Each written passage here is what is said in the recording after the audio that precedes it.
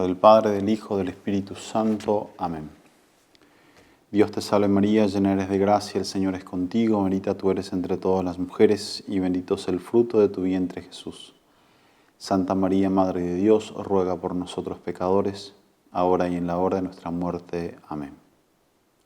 San Ignacio de Loyola, ruega por nosotros. En nombre del Padre, del Hijo, del Espíritu Santo. Amén.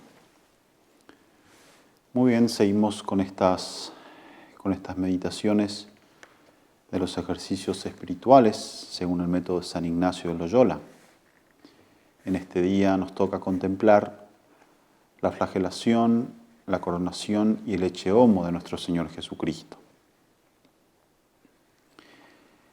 El acto supremo por el cual Jesucristo funda todo un universo de redención muriendo en la cruz lo llama su hora, la hora de su pasión. Y eso es justamente lo que San Ignacio pretende que hagamos ahora, en esta tercera semana, que nos ocupemos para contemplar la pasión de nuestro Señor Jesucristo. Y es lo que venimos haciendo y lo que seguiremos haciendo. Entonces, disponerse para que realmente podamos obtener los frutos que Dios quiera darnos, realmente metiéndonos en cada meditación. Para comenzar, como siempre, nos ponemos en primer lugar en la presencia de Dios, tratar de buscar ese silencio exterior, pero también el silencio interior. Luego hacemos la oración preparatoria, que es la misma para cada meditación, la número 46, la sólita, como la llama San Ignacio, que es justamente como su nombre se llama, que nos prepara justamente para poder rezar, para poder realmente contemplar. Y es pedir humildemente la gracia de Dios para que todas nuestras intenciones, acciones y operaciones sean puramente ordenadas en servicio y alabanza de su divina majestad. No es otra cosa que pedir que todo sea para mayor gloria de Dios, todo lo que yo haga sea para mayor gloria de Dios. Los preámbulos siempre se repiten, principalmente en esta tercera semana, se va cambiando según la materia, la historia. En primer lugar tenemos la historia que tenemos que contemplar hoy, que se encuentra principalmente en el Evangelio de San Juan, en el capítulo 19, versículo de 1 al 7. Luego se complementa un poco con San Mateo, capítulo 15, versículo 15b al 19, y San Mateo, capítulo 27, del versículo 26 al 30. Allí se puede leer con mucho fruto todo el episodio. El de San Juan es bien gráfico, va mostrando los detalles, los diálogos entre Jesús y Pilato, Pilato y el pueblo, Pilato y los fariseos, Jesús y Herodes. Es realmente es bien gráfico, lo cual ya nos sirve para el segundo preámbulo, que es la composición del lugar. Ese ver lo que quiere San Ignacio es que busquemos imágenes en donde la imaginación se pueda reposar, que no esté ahí molestando cuando realmente queramos rezar y que no nos distraiga con otras imágenes. Entonces, en este segundo preámbulo en la composición del lugar es eso, ¿no? Ver allí a Jesús como es llevado ante Pilato, ver al pueblo gritando, eufórico, ver el pretorio, a Pilato mismo, a Jesús, etc. El tercer preámbulo es demandar lo que queremos, que San Ignacio nos hace pedir lo propio de esta semana, que es aquello de poder sentir dolor con Cristo doloroso, quebranto con Cristo quebrantado, lágrimas, pena interna, de tanta pena que Cristo pasó por mí, pasó por ti, sufrió por mí, ¿no? Ser conscientemente, hacerlo realmente con mucho fervor, con humildad, entender, pensar que eso es lo que tengo que buscar en esta meditación, que todo esto me sirva justamente para poder lograr esto. El sentir dolor con Cristo, quebranto, lágrimas, penas, dice San Ignacio. Luego siguen algunos puntos ya sabidos de la contemplación, que es aquello de ver, mirar, como dice San Ignacio, escuchar lo que dicen, de tal modo que podamos entrar en la historia, que nosotros mismos como que nos imaginemos formar parte de toda la historia, ¿no? Ingresar dentro de la historia. Eso ayuda evidentemente a poder penetrarnos más en los misterios de Cristo, ¿no? En la historia, y sacar fruto, ¿no? Reflexionar en eso y sacar fruto. No detenerse simplemente en hacerse toda una idea de cómo sería esto, aquello, sino que eso me sirva, es un medio para poder reflexionar y sacar provecho. Y en el número 195, 196 y 197 trae las mismas consideraciones para todas las contemplaciones de la tercera semana, que también ayuda a poder meternos más y conseguir lo que pretendemos, lo que hicimos, el pedido que queremos, el pedido que hemos hecho en el número 203, la petición que hemos hecho, ¿no? Que es eso de considerar que Cristo nuestro Señor padece en su humanidad y quiere padecer, ¿no? Firmemente se dispone a entrar en su pasión. Después considerar cómo la divinidad se esconde, pudiendo salvar a Cristo en un solo segundo, sino que lo deja padecer, como dice San Ignacio, la sacratísima unidad tan crudelísima, ¿no? Como padece la humanidad de Cristo cruelmente. Y finalmente considerar cómo todo eso padece por mis pecados. Y después preguntarme, ¿qué debo hacer yo? ¿Qué debo padecer yo por Él? Entonces vamos a los puntos. En el primer punto vemos un pequeño contexto en el que vemos a Cristo, Rey del universo, Rey de la historia, de las mentes, de los corazones, que es burlado, ¿no? Es burlado por Pilato, Herodes, los judíos. Cuando Pilato vio que Herodes lo devolvía a Jesús sin querer mezclarse en el asunto, como que quedó pensativo Pilato. Y como que comienza a comprender que aquella era cosa verdaderamente seria y compleja, mucho más compleja de lo que él pensaba que era al principio. Y dirige entonces a los acusadores, a los judíos, este razonamiento que lo encontramos en San Lucas, capítulo 23, del versículo 14 al 16. Me habéis presentado a este hombre como alborotador del pueblo. Mirad, yo le he interrogado delante de vosotros y no he encontrado en este hombre ningún delito de lo que le acusáis, ni tampoco Herodes, porque nos lo ha devuelto. Por tanto, nada ha hecho que merezca la muerte. Así que después de castigarle, lo soltaré. A lo que el pueblo judío se levanta en gritos pidiendo justamente la crucifixión de Jesús. Pero importante notar aquí que Pilato ni Herodes encontraban algo para culparle a Jesús. No había nada.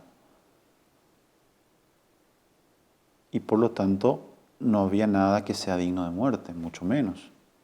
Ni siquiera para un castigo. Entonces, ahí nos preguntamos cómo legitimar entonces el castigo dado a Jesús, que verdaderamente no sería nada leve, sino la terrible flagelación romana. Y mucho más allá, cómo justificar la condena a muerte,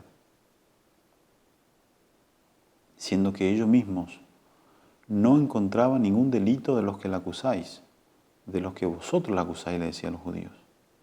¿Dónde está? Sin embargo, cómo se burlaban del Rey del universo. Luego Pilato ofrece a los acusadores otro motivo para calmarles, ya que veía tanta agitación en contra de Jesús. Se acordó de que era costumbre, en ocasión de la Pascua, que el procurador liberase de la prisión a un encarcelado, pero un encarcelado elegido por la propia multitud. Le pareció entonces a Pilato una oportunidad para hacer recaer la gracia de la liberación en Jesús y así poder liberarlo, pero no porque realmente quería ayudar a Jesús o quería realmente seguirse por la verdad, ser coherente con lo que iba vislumbrando, sino que más bien era por otros motivos. Era simplemente porque su lógica le decía que de esta manera todos saldrían ganando. Él estaría tranquilo, el pueblo judío iba a elegir al quien ellos querían liberar y quizás Jesús saldría en libertad y evitaría una muerte injusta. Sin embargo, el resultado fue terrible.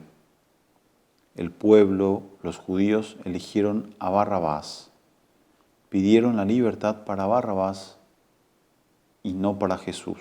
Barrabás era un salteador, un ladrón, un celote, y hasta algunos argumentaban que no era un vulgar ladrón, sino que un rebelde, un pseudo mesiánico que estaba implicado en toda la guerrilla de la liberación contra los romanos que había ocurrido años anteriores. Y los judíos lo conocían muy bien. Y como ustedes saben, eligieron a este Barrabás para que sea liberado. Y ver aquí el contraste que realmente impresiona. Jesús y Barrabás, el Mesías, presentado a los judíos comparado con Barrabás, que es un falso Mesías. Ya solo el hecho de compararle es una ofensa y una injusticia para Jesús.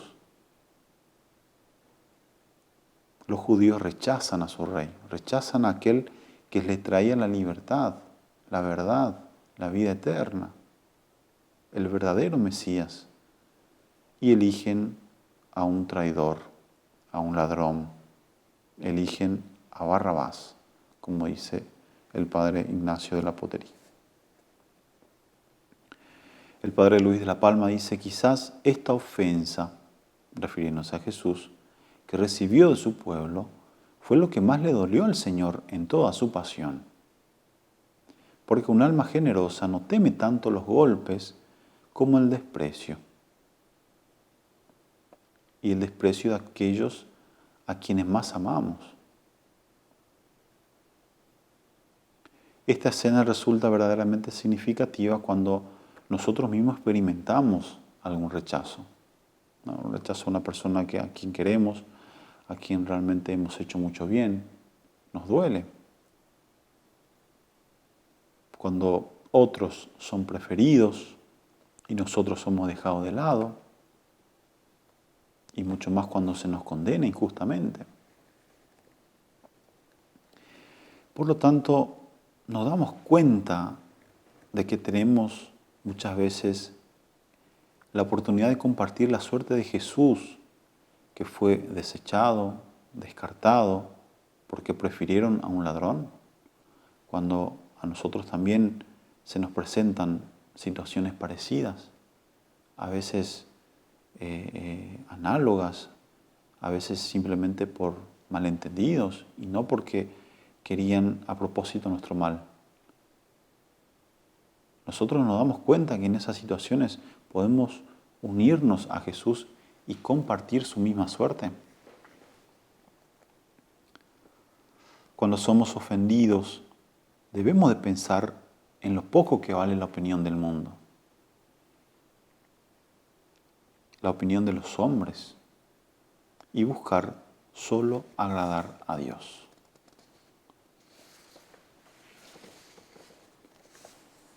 Luego pasamos a otro punto, la flagelación y la coronación de Jesús. Pilato entonces acogió la petición de la multitud, de toda esa gente, de aquellos judíos que pedían a gritos que libere a Barrabás. Por lo tanto, indulta a Barrabás, lo deja en libertad. Y después ejecuta la precedente promesa de mandar azotar a Jesús. Entre los romanos, la flagelación precedía ordinariamente a la crucifixión, pero a veces constituía una pena por sí sola y podía realizarse en situación de pena capital, ¿no? De flagelarlos hasta la muerte.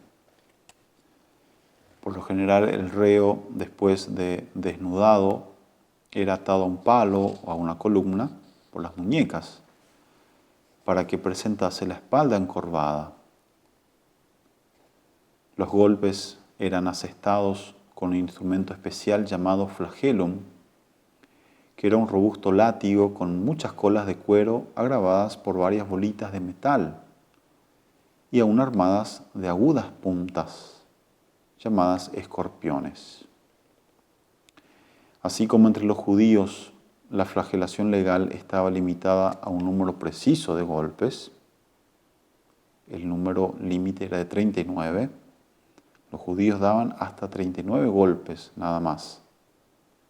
Así, entre los romanos, no la limitaba a otro número que el albedrío de los flageladores o la resistencia del reo.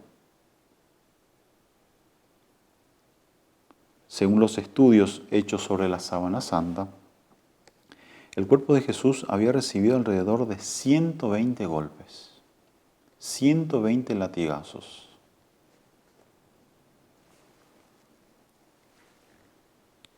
Por eso dicen que el que padecía la flagelación romana quedaba generalmente hecho un monstruo, aterrador y repugnante, ya que gradualmente la piel y los músculos se iban desgarrando, se rompían los vasos sanguíneos y de esta manera todo el cuerpo chorreaba sangre. Y San Juan dice, y los soldados le pusieron en la cabeza una corona de espinas que habían trenzado y lo vistieron con un manto de púrpura. Y se acercaban a él y le decían, salve, rey de los judíos, y le daban bofetadas. Y los evangelios sinópticos mencionan un gran número de otros ultrajes que infligían a Jesús. Se burlaban de Jesús, haciéndolo pasar por un rey. Dice el padre de La Palma que el Señor dejó unidas a su corona de rey, para sus amigos, dos preciosas joyas, el dolor y la burla. Las ceremonias de burla que Jesús padeció eran también necesarias para su reino, porque su reino exige que esté fundado en hombres pacientes, que sepan despreciar los aplausos del mundo, que sepan renunciar de verdad a todas las cosas mundanas que apartan de Dios. Y son cosas, sin embargo, que hoy en día son muy exaltados, ¿no? Lo que piensa de ti el mundo, los aplausos, las cosas efímeras, los placeres mundanos, las pasiones de la carne. Y todo eso, volcándose el hombre en sí mismo en esas cosas, se aparta de Dios. Otro punto, el hecho homo, dice el Evangelio de San Juan. Pilato salió otra vez fuera y les dijo, mirad, os lo voy a sacar para que sepáis que no encuentro en él culpa alguna. Entonces Jesús salió fuera llevando la corona de espinas y el manto de púrpura. Y Pilato les dijo, aquí tenéis al hombre. que en la versión latina es el ecce homo. Se sabe por documentación histórica que los romanos azotaron y crucificaron a un número considerable de hombres, pero no se conoce un solo caso, salvo el de Jesús, que fue coronado de espinas. En toda la frente de Jesús, nuevamente según lo que se puede ver y conocer, según los estudios de la sábana santa, se puede observar al menos 13 perforaciones. En cuanto a la región occipital, se pueden contar al menos 20 perforaciones. Por lo tanto, se informaron 33 heridas de perforación por espinas. Otros estudios hablan de al menos 50 espinas que torturaban la cabeza de Cristo. Es decir, la corona con sus afiladas espinas provocaba heridas profundas y muy dolorosas, y como vemos, numerosísimas en la cabeza del Señor. Y así con estos datos podemos formarnos una mejor idea del estado en que se presenta Jesús a la multitud, en qué estado Pilato presenta a los judíos, a los fariseos, a María Santísima, que seguramente estaba por ahí. Ecce homo, he aquí el hombre, totalmente desfigurado. Entonces, ante este lamentable espectáculo, podemos hacer varias consideraciones. En primer lugar, consideremos la vergüenza que tuvo nuestro Señor de ser presentado ante el pueblo como un criminal, con un vestido ridículo, abatido, en una figura horrenda, en contraste cómo Él se había mostrado en el monte Tabor, resplandeciente. Sin embargo, allí en otro monte, en el pretorio, en lo alto del pretorio, se presentaba con una figura que solamente movía compasión.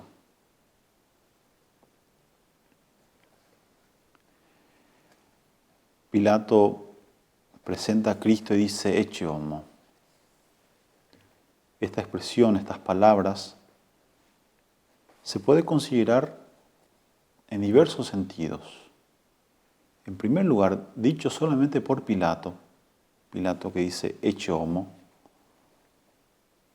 es como que presenta a Jesús al pueblo como un mero hombre, para que, humillado y destruido como estaba, los judíos se compadecieran viendo a este hombre, un hombre como ellos, que había sufrido tanto. Es como si dijese, aunque apenas parece hombre, lo es, compadeceos. Y así vienen a la mente las palabras del Salmo, que dice, soy un gusano y no un hombre, oprobio de los hombres y desecho del pueblo. O en otra parte, en donde se solía llamar al más hermoso de los hombres, y ahora es el más feo, como dice Isaías, y desfigurado, en el que casi no hay cosa que pueda ser vista. Esa palabra ecce homo, dicha por Dios Padre, sería como, mirad este hombre, que yo envié al mundo para que sea maestro de virtud,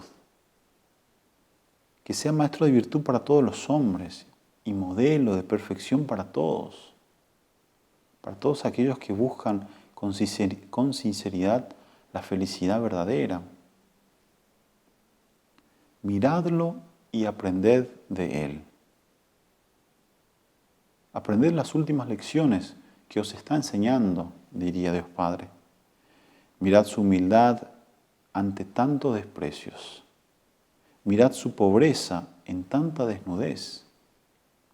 Mirad su mansedumbre ante tantas y tan graves injurias. Mirad su modestia ante tantos blasfemadores.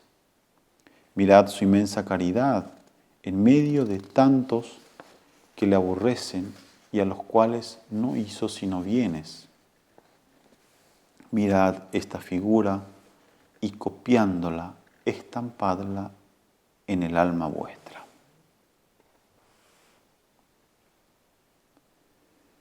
Por otro lado, ver a Pilatos.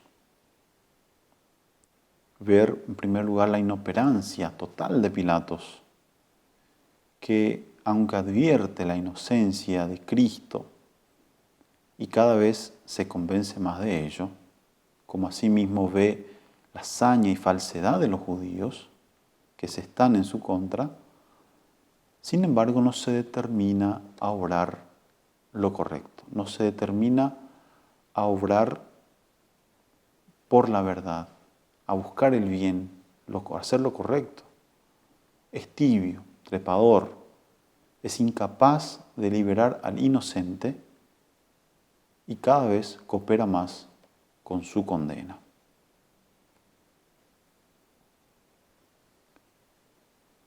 Y sospechaba algo grande en Jesús, pero su incapacidad para discernir correctamente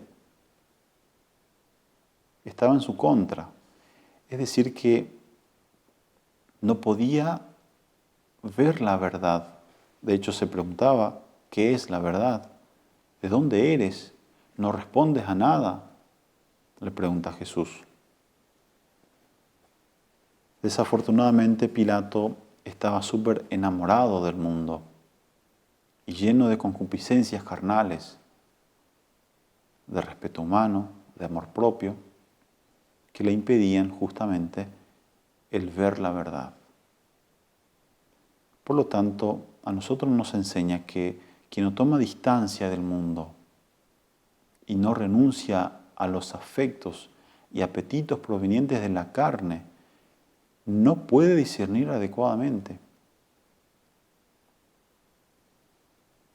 Porque detrás de la falta de discernimiento siempre está escondida alguna pasión desordenada, un amor propio, respeto humano. Y todo eso nos impide justamente tener juicio sereno, objetivo y verdadero.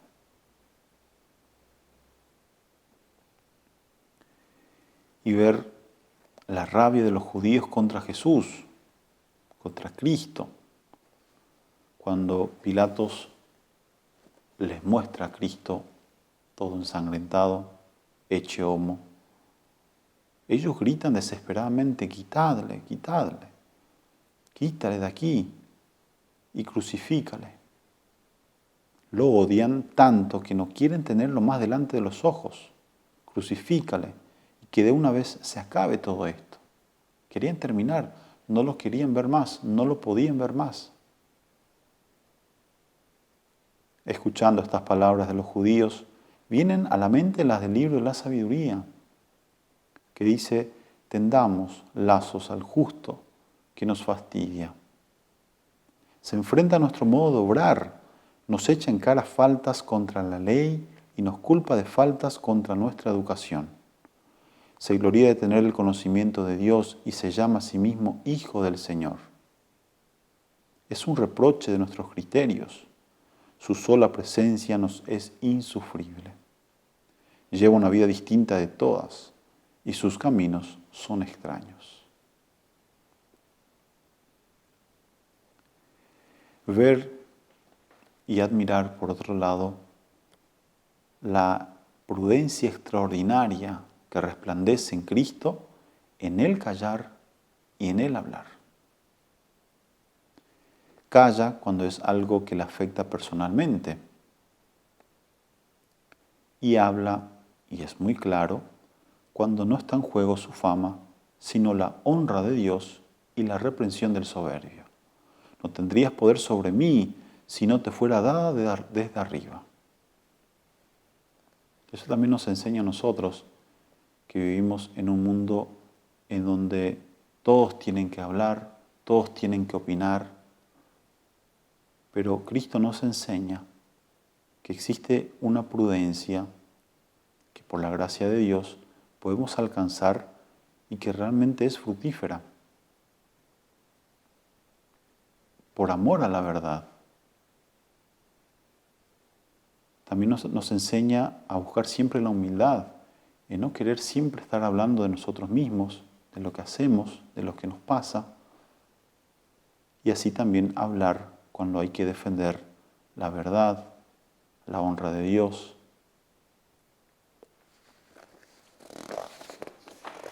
Y por última consideración, ver cuando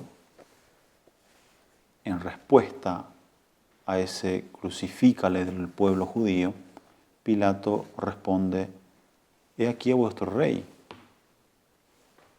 ¿Quieren que crucifique a vuestro rey? Y ellos gritan: no tenemos más rey que el César.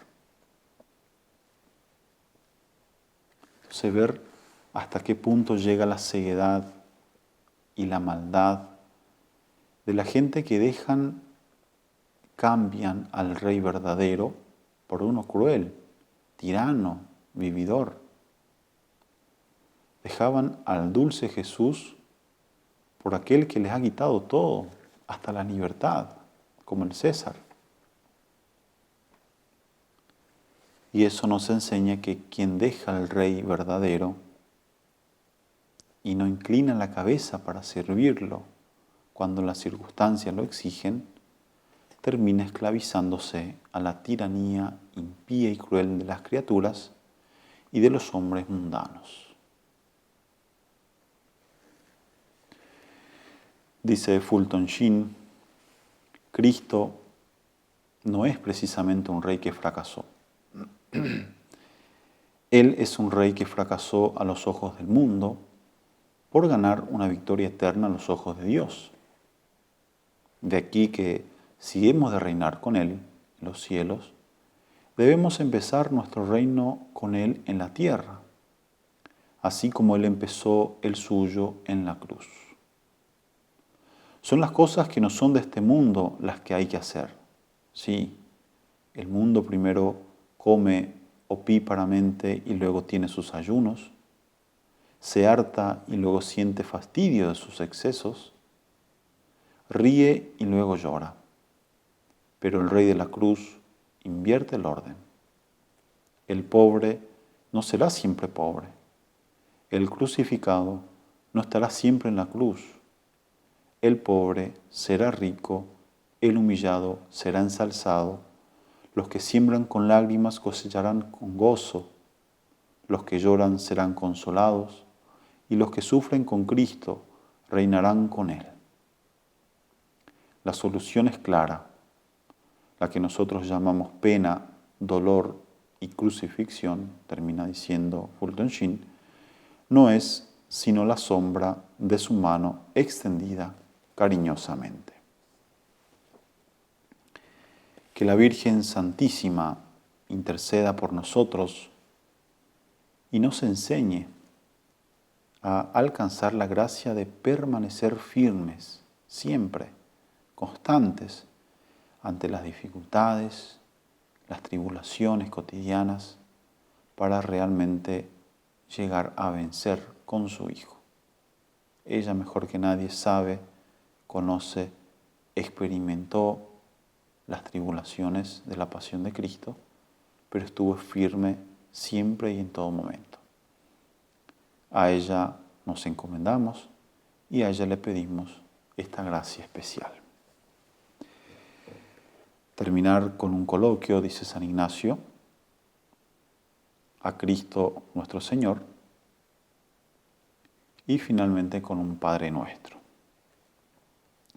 Mirando a mí mismo, lo que he hecho por Cristo, lo que hago por Cristo, lo que debo hacer por Cristo, y así viéndole tal y así colgado en la cruz, discurrir por lo que se ofreciere. Ave María Purísima, sin pecado concebida.